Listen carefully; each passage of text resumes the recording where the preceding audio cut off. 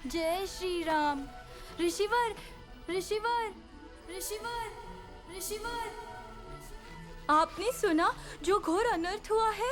अयोध्या में राम और यहाँ वन में है माता। राम प्रभु का परिवार संकट से जूझ रहा है।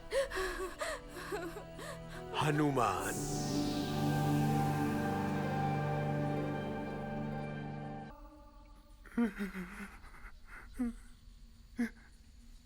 सीता माता फिर से कष्टों में घिर चुकी हैं ऋषिवर।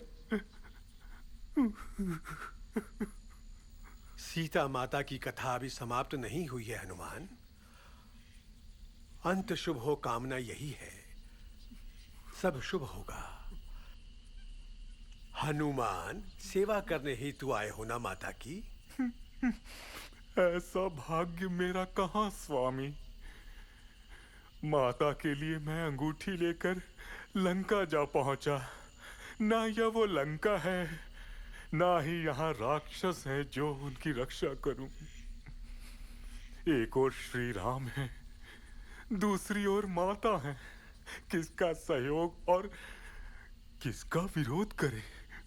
शरण में आया हूं, आपके मार्गदर्शन करें। शरण श्री राम के कमल चरणों में मिलती है। धैर्य रखो हनुमान, संदेह तनिक भी ना होने पाए। जब भी माता की सेवा में रहोगे तो बाल रूप तुम्हारा होगा। गाओगे, नाचोगे ताकि वो प्रसन्न हो, संतोष प्राप्त हो। यही सेवा है। माता जितना प्रसन्न होंगी, बालक उतना ही स्वस्थ होगा। शुभम, जयम।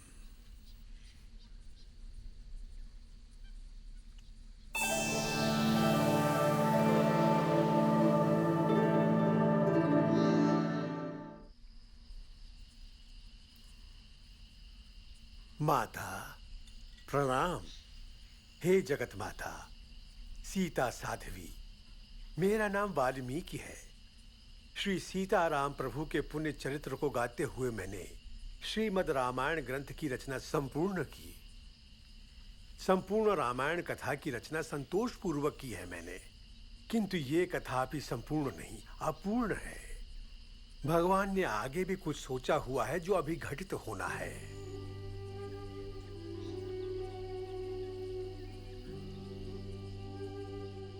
माता सीता, लोक माता, मेरे आश्रम चलिए और हमें आशीर्वाद प्रदान कीजिए।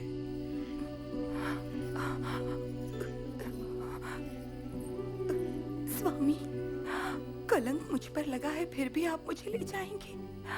नाथ मुझे त्याग चुके हैं। आपकी पुण्य भूमि पर यदि इन चरणों के स्पर्श से तो ये धरती पवित्र हो चुकी है माता। मेरा नाम और कुटुंब दोनों गुप्त रखने होंगे स्वामी, ये आपको मान्य है? सहस्त्र नाम धारणी, नाम सोचने में कोई कष्ट नहीं। साक्षात श्री महालक्ष्मी स्वरूप हो। अब लक्ष्मी देवी नाम से तुम्हें मैं पुकारूंगा। बालराजू,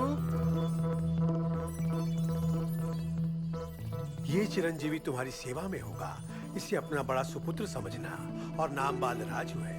बालराजू, सुनो मेरी बात। तुम अभी दौड़ते हुए अपने आश्रम जाओ और वहां हाँ, जाना है। जाना है? सदा ही भागम भाग, मारुति के समान वेगवान है। मेरे बेटे, माता को आश्रम में रहना होगा तो कुटिया तो बनानी होगी ना, यही जाकर बताना है। ओ, कुटिया बनानी है? माता आएंगी, गुरुदेव भी पधारेंगे। माता के लिए कुटिया तैयार करनी है। गुरुवर का आदेश है, आप सब आइए, माता के लिए कुटिया तैयार करनी है। अम्मा आइए, जल्दी आइए, जल्दी आइए। इस कुटिया को तैयार करना है। आप भी जाइए ना।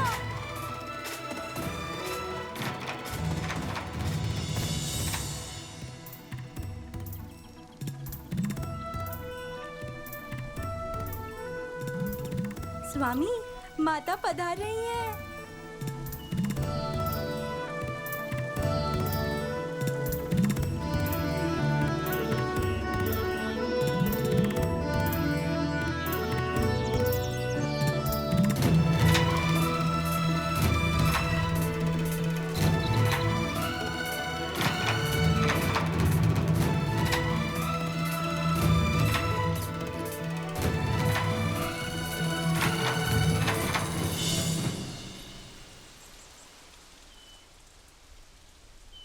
बड़े भाग्य हैं हम सबके जो हमारे बीच एक सहृदय माँ हमारे आश्रम में रहेंगी।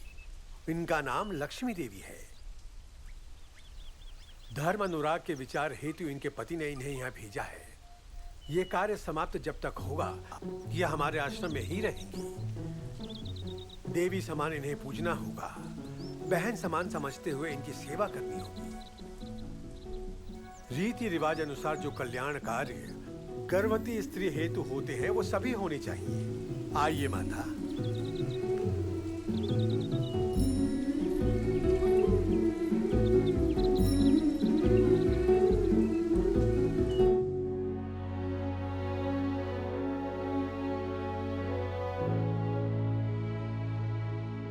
आज तो मिथिला नगरी में कोलाहल की गूंज ही गूंज होगी।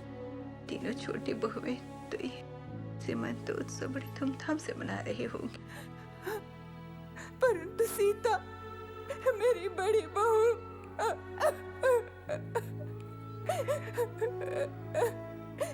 इतनी भाग्यवान नहीं है।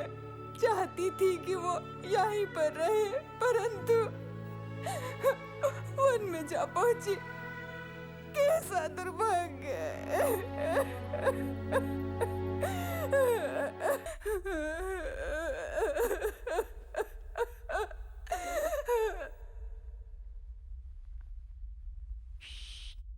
माताश्री आइए।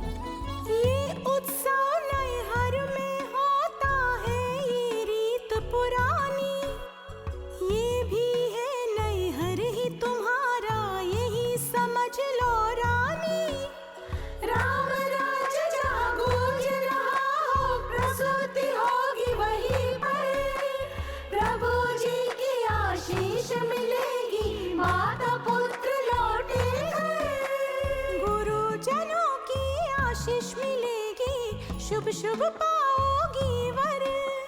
भगिनी है हम सभी तुम्हारी, है सेवा में तत्पर। कर कल्याण राम जी तुम पर, रक्षा करे तुम्हारी। देवी हर्षित हर पल राम जी के संग रहेगी। प्रेमानंद की ऋतु बारंबार आएगी। आओ सब हर्ष मनाए इस पावन उत्सव पर। वेद ऋचाएं गूंज रही शुभ वरदानी बनकर। राजकुंवर को जन्म दो जो गुणों का हो रत्नाकर। देवी सीमंतोत्सव राजकुंवर आएंगे। धरती आकाश पुकारे, हर्ष है द्वारे द्वारे।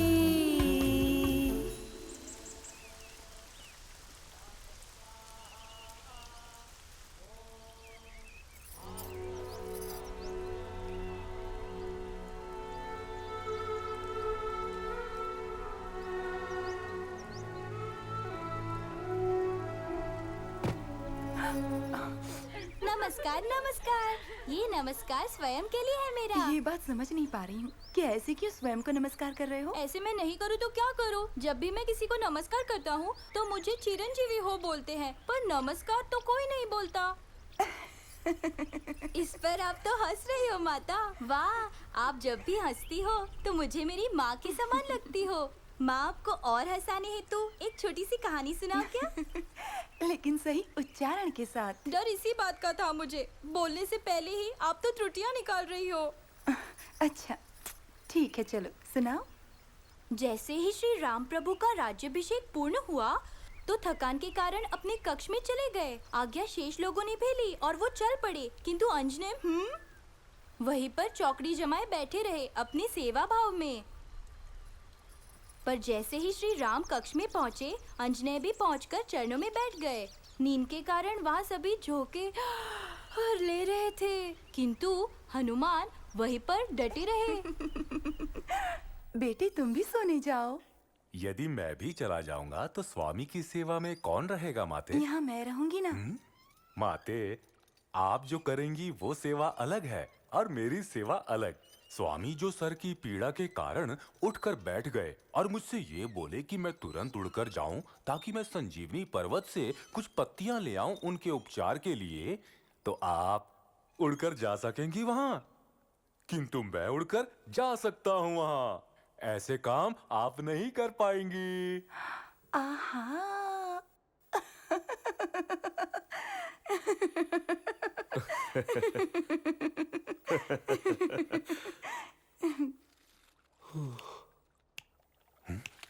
स्वामी,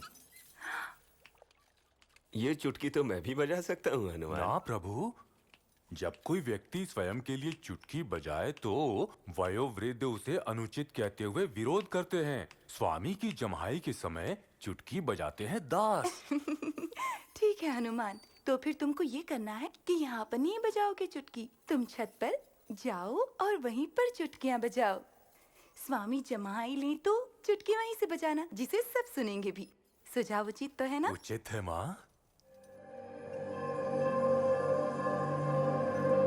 जय श्री राम।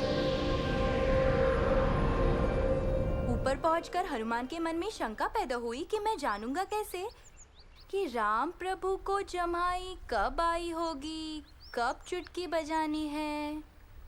हाँ, ये सोच उन्होंने निरंतर चुटकियां बजानी प्रारंभ कर दी।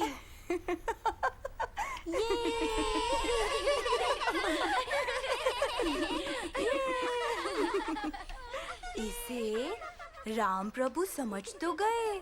इसके आगे क्या हुआ जानती हैं? निरंतर प्रभु ने जमाई लेनी प्रारंभ कर दी। आपको कैसे पता माता कि राम प्रभु ने बिना रुके जम्हाई प्रारंभ कर दी? बताओ। ये कथा गुरुवर ने ही कभी सुनाई थी मुझे।